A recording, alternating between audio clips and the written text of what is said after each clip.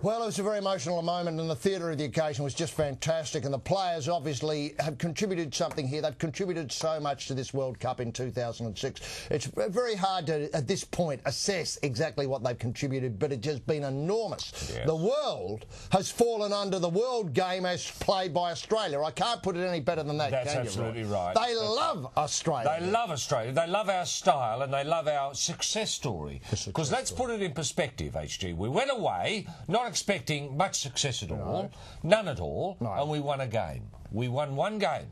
We beat Japan, and you cannot take that away from us. That's there. We beat Japan 3-1. Yeah, I know. 3-1. Incredible. Think about it. Think about it. We were one down. Japan were one up. Remember? Who got the goals? Who did get the goals? Yeah, what a good question. Anyway, it doesn't matter. We did. Australia did. And you cannot take that away from us. You can't. You know, and then we drew. We drew 2 games. No, we drew 1 game. And lost the other one. And then lost the other one. It was a monumental achievement. A monumental achievement. When you put it in perspective, 1 win. Yeah, 1 win. So much so that Mercedes have announced today, E-Class, open brackets, Big Dukes, close brackets. That's how bloody big it is. That's how much Germany loves us. Now, Roy, what surprised me afterwards, obviously we went back with the group of very disheartened players who thought they may never play again, you know, collectively in this formation with Hughes, you know, well, that may never happen again. That's true. That's true. Very disheartened, very down in the dumps. Harry was still on the crutches. I said, throw him away now, you don't have to keep pretending. He said, no, I'm really bugging me foot. I said, no, come on now, grow up, will you? But sadly, he persisted with it right to the very end. I don't know why, it was just a bit of Was he still eating fat? He just reached in and got I was going to say a donut full of fat to go on with, console himself. Now, having said that, I thought it'd be pretty much a knees up, a lot of beers, Australian way, maybe a few firecrackers and, you know, a bit of, well, brick and balls, a bit of, you know, the dance hijinks, dance of the flaming arseholes, that sort of thing. A round O-ringing, just to give them a taste of what Australians did when they let off steam. Sadly, Hughes, it turns out to be a sort of a bit of a bit of a control freak, and this is how Hughes wound down with a game of cards. Apparently, let's take these thoughts now. There was one lady playing with us, and even tough men, what they think they are tough, are beaten always by ladies. Who was that? That was true. It was a friend of mine who was here, and she knows the card game as well. And although I won rather a lot of games with the Australian boys, but last night I was beaten by her. That's the way it is in life. Well, what a wild night! What a wild night with Hus and the boys. What is and this a card certain game? lady? I don't know who she was. Who obviously knew Hughes's method of indicating that he was holding something. That's right. Sort of could read I think they were playing euchre. Euchre, were they? Yeah. Did the boys know how to play euchre? No. No, they don't understand what trumping means. No. They don't understand bower. They like drawing, though. Oh, drawing, yes, right. Right, oh, it's a wild night, and as you can see, you know, Hughes, an all-nighter at the cards where he's thrashed by some babe who blew in, obviously ready to take him There's out. nothing he can't do. No. He can coach and play cards. Incredible, isn't it? It is.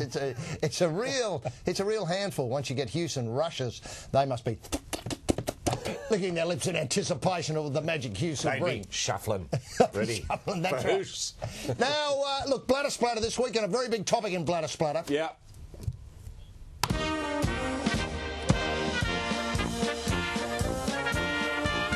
And with Hughes departing for Russia and the Russian steppes never to be seen of again or heard of or mentioned on this program again. Who? we now come to the intriguing, tantalising problem that John O'Neill and the FFA, Frank Lowy, and the government have, Rod Kemp, Minister of Sport, in appointing a new coach for the Socceroos and the beautiful game in Australia. And Roy, just before we come to the footage of some of the people who've put their hand up and said, yes, count us in, what do you think we should be looking for? Obviously somebody can play cards. Somebody who can play cards, somebody who can relate to other people, somebody who has a mastery of language, and maybe more than one language, someone who understands the beautiful game. Beautiful game. Someone who understands the Aussie style. Oh, the Aussie style, yes. Someone who understands the Aussie psyche. Somebody who understands the harsh nature of our climate. Yes. Distance. And who understands distances and who likes a bus ride. Now, would you Is like that to... too much to ask? No, I don't think it is on the World Game. Would you like to see this person introduced on the tour with the boys as they come around? You know, we saw some brilliant scenes earlier of what it's going to be like in Norton Street. Yes. It would be nice, wouldn't it? And ladies and gentlemen, here's our new coach. Out he or she comes. Yes. I assume it'll be a he. Unless the woman who was playing cards... She looks like the one that could take over. Look, the other thing I was going to say was that I think that hand gestures... A person who hasn't got hand gestures can't coach a football side, in my view, or football side, in my view. Yeah. And the other thing I like to think of is somebody who could cope with Harry's health problems. Oh, yes. That seems to be the big Get problem. him off the fat and wine. Yeah, that's right. Yeah. And so we've got 4 coaches who put their hands up. We go to the first cab off the rank, I think the Dutch coach Van Basten here, who's obviously somebody who can communicate a lot, was he mops his brow there. Yes. I think that's good. Otto Pfister, great name. The name says it all, Otto Pfister. And have a look at these hand gestures. This is more like it, and being able to talk to the crowd. You can understand that, can't you? You know where he's coming from. That's right. You know what he wants to do. Yeah. And then he shouts it out and goes back to the hand gestures, then walks away. Scolari... Yes. No doubt, top of my picks. I don't know whether he's available or not, but it'd be great to have Scolari. He's no nonsense, isn't he? He is. And here, finally, Kranjčar. And this is great. Look at this discipline here. Kranjčar, the Croatian coach, and he'd have a lot of friends in Australia, and it'd be great to get Kranjčar out here. And I think he is the most likely person to come, I think. Isn't he great? He is great. That business there, I mean, I understood perfectly what he meant. You know, take Route 1 up the middle. That's right. Well, that's the Australian way. I think if we revert to that and build on that, with Harry now taking over the role of Big Dukes, is that how you see it? That's how I'm seeing it. But there's one other name, HG, looms over large over the lot. Rally Rassick. A return to Rassick. You know, he's still got it. He's still got it. You know, and remember, he was there 32 years ago. I was just going to say... He's had experience. Can I just point out, Roy, that people are talking about the end of a golden era? Oh, they're not. They are. And can I just say... One win? One win's a bloody golden era all of a sudden. Yeah. Well, I tell you who was there before this golden era, at the last golden era that no one ever talks about or remembers, Rally Rassick. Yeah, exactly. And don't tell me he couldn't come back and do it again. We've seen him on this show week in, week out, with the most informed, insightful comments about the beautiful game I've ever heard. I mean, sure, you can talk about Pelé and Gianluca Vialli if you must, and, you know, Lineker. I mean, they're just rubbish when it comes to Rassick's view of the game. I mean, it comes blink it. Rassick, I hadn't thought of Rassick. No. Well, I don't know. I just put that out there for people to think, oh, well, maybe. You know, maybe we shouldn't look so far away. Maybe we've got someone here. Now, speaking of being here, our boss of the FFA, boss of football in Australia, is John O'Neill. And John O'Neill's ideas... Isn't he dynamic? ...football are very well worth taking on board when you look at the view ahead. Line in sand, view ahead. Let's have a look at what O'Neill thinks about structure in Australian football. It's interesting, though, that of the 23 players in this squad, 12 came out of the AIS, another 6 came out of the under-17s and under-20s, so 18 of the 23 came through the system.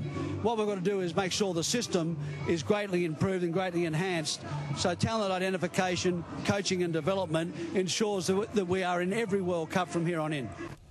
Well, what fascinating. Fascinating. That's how I say it. Every World Cup from here on in, and they're going to coach the coaches. Is that right? I tell you what. Masterclasses with Rally Rassick. Exactly. You read my idea. You might get somebody like Kranjčar out here and Scolari sitting down with Rally Rassick just finishing them off. The maestro. Off you go.